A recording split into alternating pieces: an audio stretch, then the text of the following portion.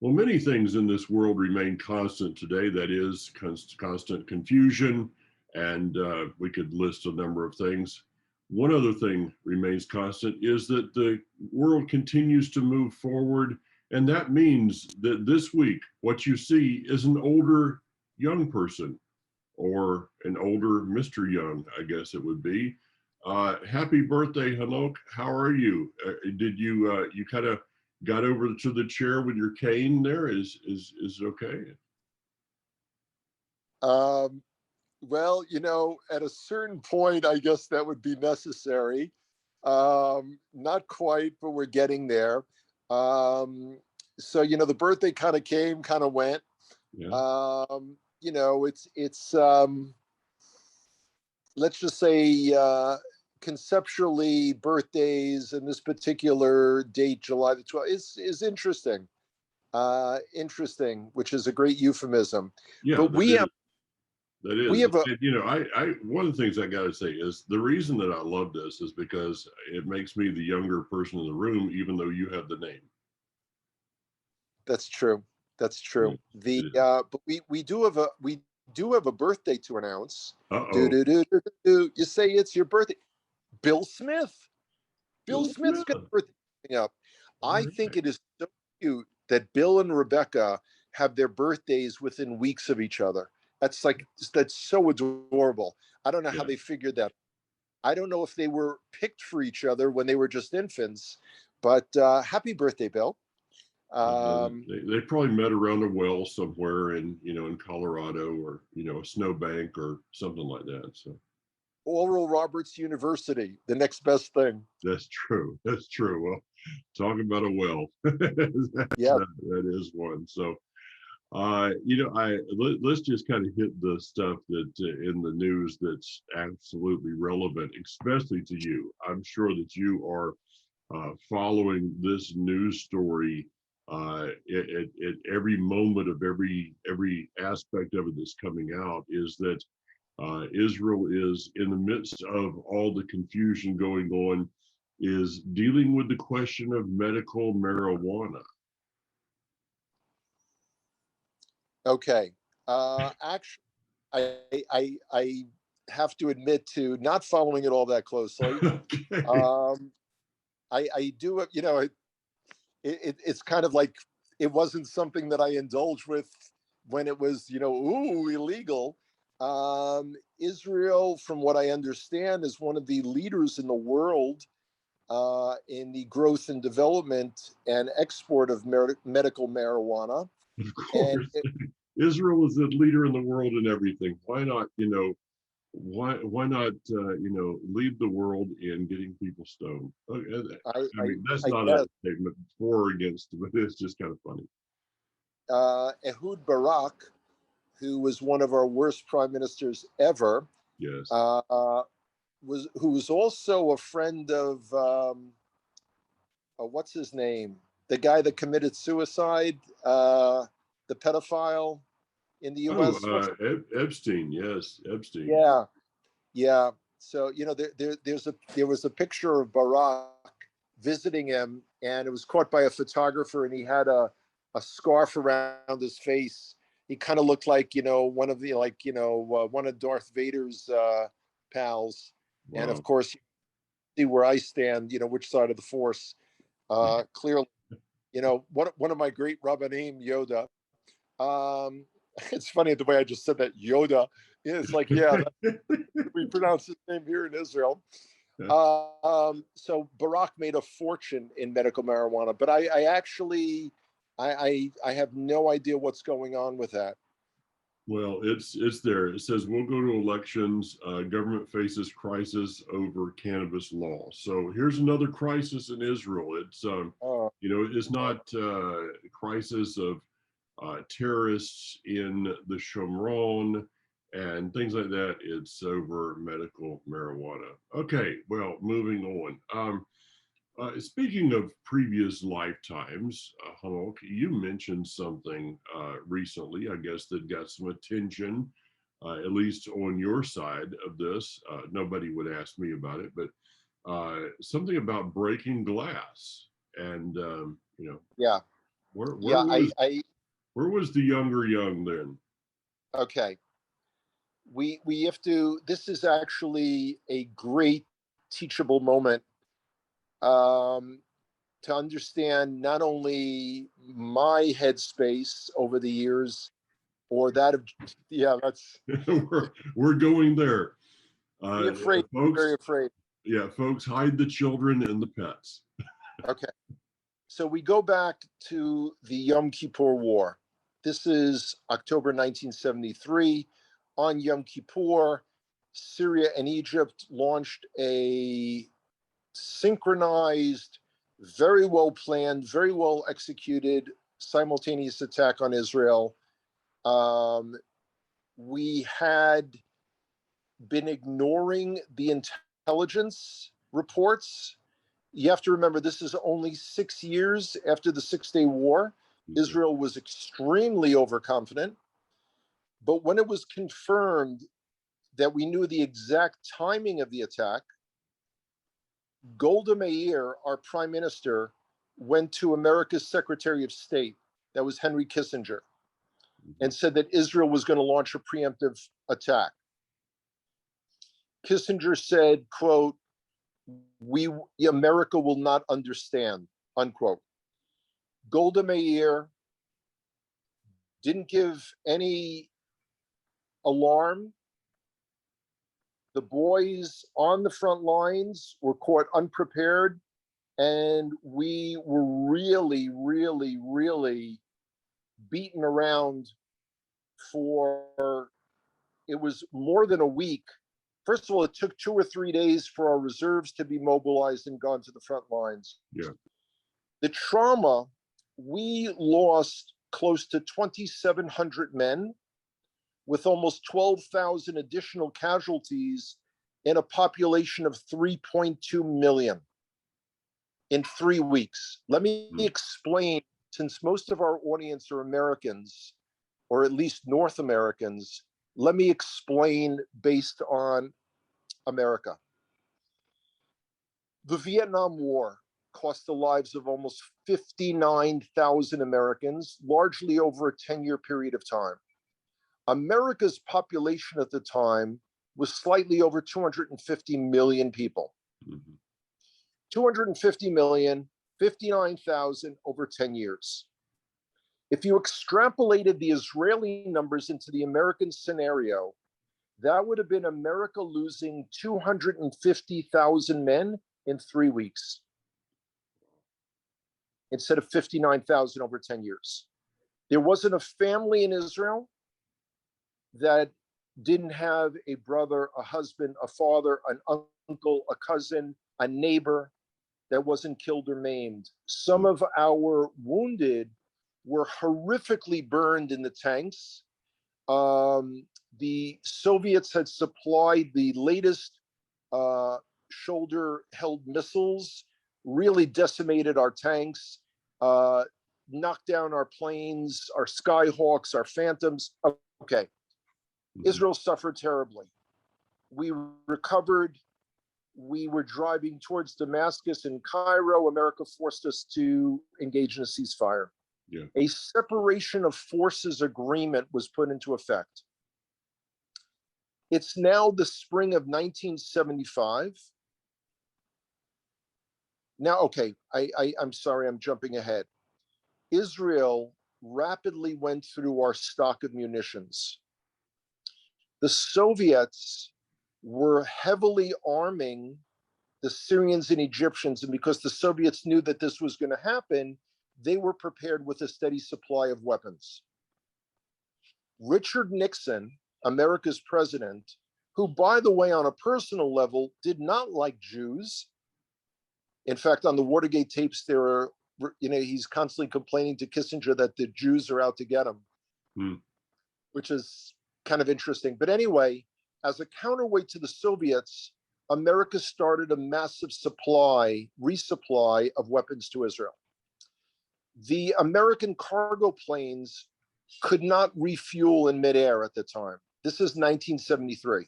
Yeah.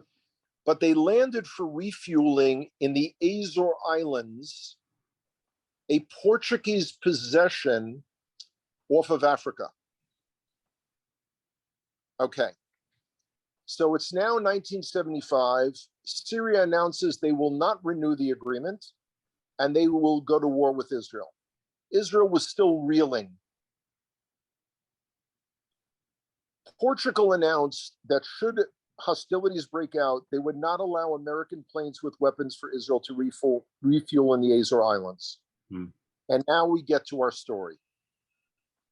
So Hanoch and his friends in Beitar, the movement of Zev Jabotinsky and Menachem Begin, said, we are not going to wait for Jews to be slaughtered again and then have a demonstration, love us, we're losers, look at us, we suffered. We're going to get back at Portugal now. But we're in New York City. There's no Portuguese embassy. That's in Washington. Okay. But there's something called TAP, the Airline of Portugal. And they have offices on Fifth Avenue. On the avenue, Fifth Avenue. That's right, boys and girls, with these huge plate glass windows. So we go there one night and we smash them. Run, jump into the car. For whatever reason, I happen to be the last one in the car. And just as the driver shifts from park into drive, our car is hit by a police car. It's a long story. Manhattan happens to be in a grid. There was a car chase. A car from the Manhattan South precinct was in Manhattan North. They happened to be going cross town just in time to see these crazy guys destroy these windows, excuse me. I don't know exactly how expensive the windows were, but the charge in court was property damage in excess of $15,000. So it was a lot of glass. So as soon as the car is hit, I look up and there's a police officer pointing a 9mm at my face. Surprisingly, okay, what's the point of this whole story? This point of this whole story is action, sometimes without a lot of forethought, is required. We are living at a time when for whatever reason or reasons, the world is a very different place than it was a year and a half ago. Yeah. We cannot go and come as we pleased. We've got all kinds of rules and regulations around the world. It's crazy pants nuts. But this is a time when we need to be reorganizing.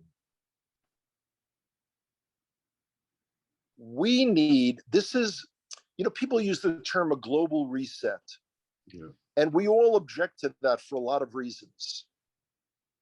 But here's a time when the Hebrew roots movement and the Jewish side of the family can both look internally. We don't have the externals that we had until recently. We have the internals. Where are we going? Where do we want to go? For those like you who yearn to be in Israel, I was going to make a facetious comment about the watermelon flavored ice cream, but we already discussed that in a previous episode.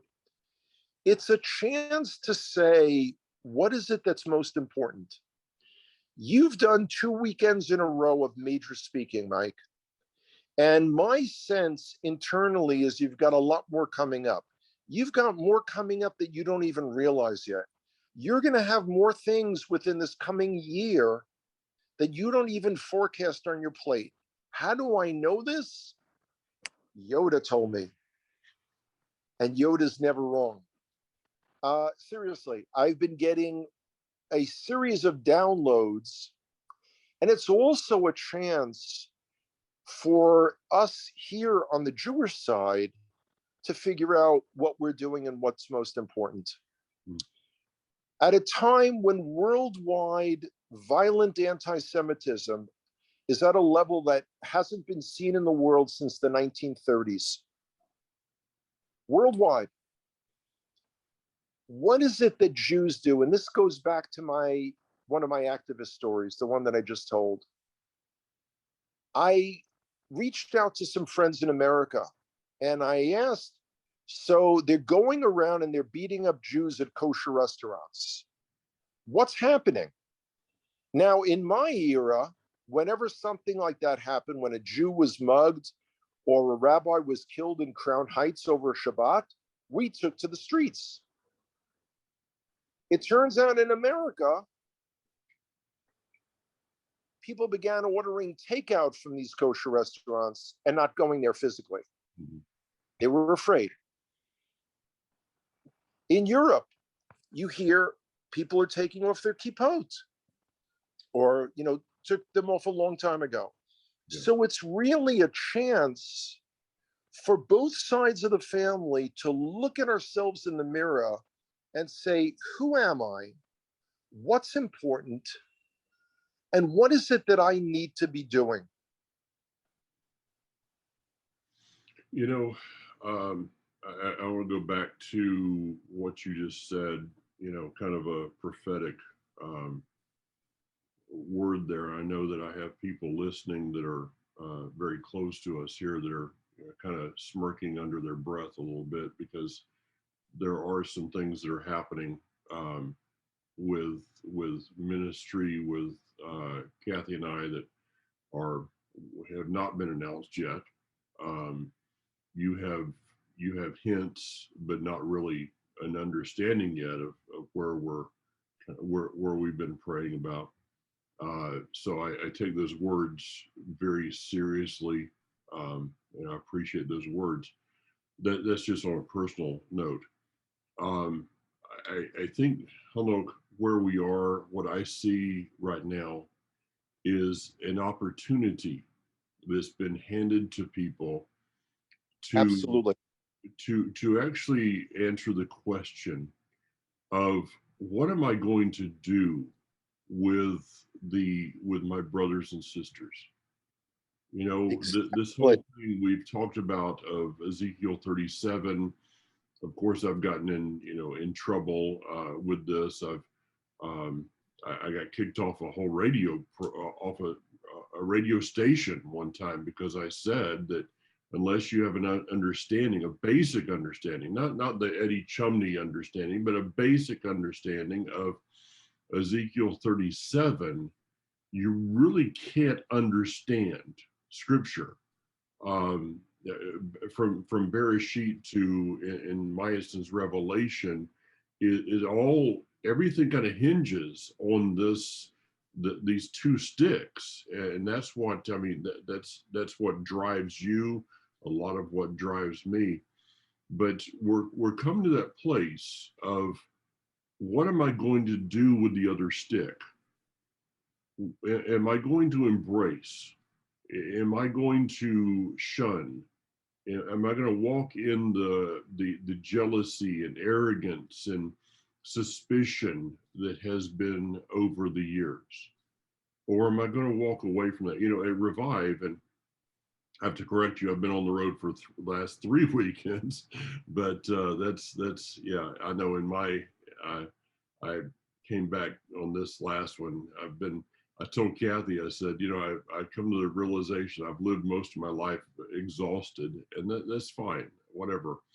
But I talked at Revive about the verses in Romans that I know you've read those words about branches being broken off. And I began my message there, and that's available through HRN website. People can get that. Okay, let's just go with the scenario that Shaul is giving, that branches are broken off. And I think this goes back to Isaiah 56:6 and various other places that I could find something regarding this, but if branches were broken off, that I may be grafted in. That means that there are branches that, though they may look dead, they're laying on the ground around the tree. They may look dead, but they're not dead, because in the scheme of the Almighty, they're just kind of laying there for a time, but they still have life in them. Now, what happens if I decide to trample on those branches, to walk in those on those branches in such a way that I'm not paying respect? It's like this, Hanok. I was taught as a child, when you went to a cemetery, cemeteries are unique places. A cemetery is probably the least understood acreage on the planet. But when I grew up, my grandmother specifically would always say, "Don't ever walk on that grave. Don't walk on the dirt. You know, you would walk around it." I mean, she was adamant about this, and I still am to this day. And it's not just about respecting that which has been laid there, that is the remains of the person. But if the scriptures is right, that says that one day the spirit will once again enter into that body, revive that body, bring that dirt back together the same as it was, into a new being, then you're not just trampling on the dead, you're trampling on the living. Can these bones yet live? Yes, yeah. The dry bones. Now, I'm sorry to interrupt. No. I don't know if you realize, when you were talking about stepping on the branches, you said if you decide to step on the branches. You see, and that's the key point. We've been given the opportunity. We've been given the opportunity. We get to say, yeah, man, Hashem, we are in this. Yeah. And it's the, just this morning, this is really kind of freaky. Just this morning, I was thinking of writing an article entitled Joseph, Retribution or Reconciliation? Oh, yeah. Okay, everybody that's listening, how many of you would vote for him to get on that? Yes, I would. I'll just speak for everybody out there. Get on that. You know, I took this another level, and I didn't really think about it until I was actually on the platform, that, you know, if I've been grafted in to this tree, and all of a sudden I find that a branch that was broken off has been grafted in next to me, I don't want to spend like the next, you know, half of eternity explaining to that branch, you know, why I did the terrible things to that branch that I did. You know, I just assume that branch said, "Hey, I you know, I appreciate the respect that you showed me as I was laying on the ground. You never came over and trampled me. You always walked around me, and I saw respect in you. And I'd rather be this welcoming thing, you know, than trying to explain, you know, actions."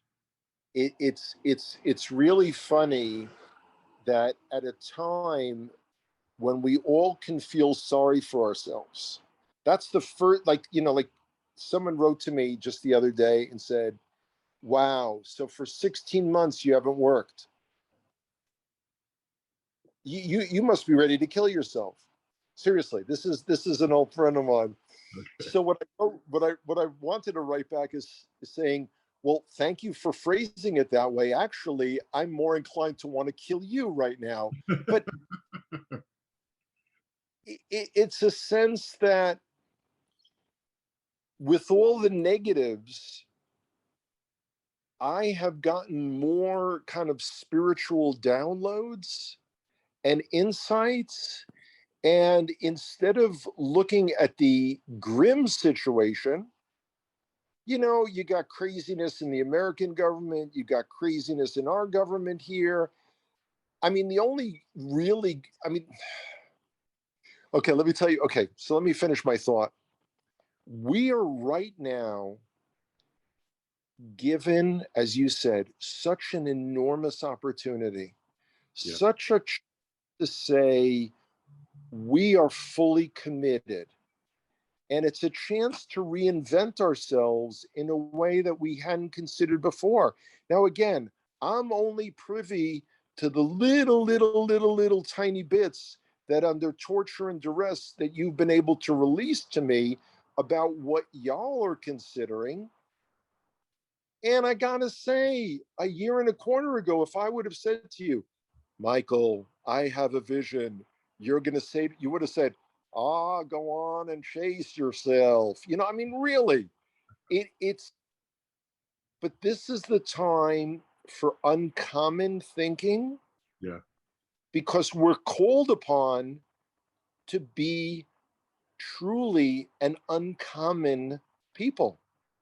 And the whole concept, Hanok, of there are people that may know you fairly well, that listen to this. For the most part, I think I know you better than most people are out there today. For you to be optimistic after 16 months, Hanok's basic philosophy in life. This is how I'll sum up Hanok Young, okay? There are those that see the glass half full. There are those that see the glass half empty. And then there's Hanok Young that says, shoot the glass, just for its very existence. Okay, I can tell there's that's true. There are a couple of other ways you could phrase that. A number of years ago, I heard an old Scottish proverb. You're born in agony, you live in misery, and you die alone. It's like boom. And I thought to myself, I had no idea the Scots were so like in touch with us. It's Yeah. like we're similar look. Check your DNA again. Maybe you're Scottish. Those Scottish Jews, right? Yeah, well, actually, there are. There actually is a Jewish tartan pattern. It's Okay. Modern, but there is. If you ever wear a kilt on or whatever that thing is on our tour, you're off the bus. Yeah. I don't care if we're riding by Janine. I'll throw you off the bus personally. Yeah, I don't think that, I'm not a kilt kind of guy. Good. The only I know of is the one that that Pastor Cletus taught us, that what we call the Dead Sea is actually the Kilt Sea. That I remember. Yeah. But it's a tremendous time. It's a tremendous time where people are using social media and Zoom and Skype, and they could be connecting more. And even now, when things are opening up relatively slowly, but opening up, both on your side of the pond and on mine, it's a chance to form better bonds and to really say, you know what, we were all frozen in space. Yeah. Like someone brought up recently about, there were all these pictures about the, quote unquote, recent discoveries near the Western Wall tunnels. Now, I have to tell you, I've guided in most of those spaces. They were off the grid, not part of the regular tour, but they weren't so recently discovered. Yeah. But, when I put up pictures recently, the Cardo still closed. 16 months, the Cardo was totally closed. And people said, gee, I've never seen it that empty. Well, it's not empty. It's closed. Yeah. It's closed. So with this, Hanok, we do need to go back to an announcement again of we have temporarily put on hold the Connect Israel tour for this year. Yes. We've already scheduled. It's on connectisrael is that .com? I think it is. Connect Israel website, the dates for next year for those Yeah. who have If I'm not registrations. mistaken, it's October 30th through November 11th, Yes. which is ironically very similar to what it was this year. Yeah. So for those that have registrations in, they have the option of just letting that registration go over to next year. If something happens along the way that, things open up, my suggestion to folks is this: we've talked about this thing ad nauseum. Go ahead and put together that Israel fund. Go ahead and start that Absolutely. Israel fund. And so Absolutely. that way, Israel opens up, you're ready to go. I want to be within the guidelines, that I have for my life. I know that Israel has its guidelines. Well, when Israel's guidelines match my guidelines, I want to be one of the first tourists there. Or, I don't really consider myself a tourist in Israel anymore. So, but I want to be one of the first people to step foot on the ground and to welcome those people back into the Cardo, to sit and have coffee with my dear friend Yudi Marotz. Yeah. To be harassed by Moshe Kempinski, or to harass Moshe Kempinski, I guess I should say it. Well, I have to tell you, I did see Moshe a few weeks ago, and he is back to his harassing, manner. So it's, he harassed me instead of you. So it's, some things never change. Well, I mean, it's kind of like, there's some things you can rely on in Scripture, and that is that Hashem never changes, and some of His people are put in here to challenge our lives in a good way. Sure. That's true. I like that. Yeah. All right. Well, enjoy. And I guess the question on the table is just how old is the young man? Ian Anderson of Jethro Tull had lyrics that said, "Too old to rock and roll, too young to die." So we can just leave it at that. Okay. My mother, Alea Shalom of blessed memory, used to say to me, "Sweetheart, you'll always be young." I would like to think she wasn't just referring to the last name, but at this time, we don't know. Okay. Well, I will give people a hint that he's still younger than Moshe was when he started his job in the with the Hebrews. So maybe there's hope for you. I hope so. Mike, All right. thanks so much, and take care. Yeah. See ya. Regards. Shalom. Bye-bye.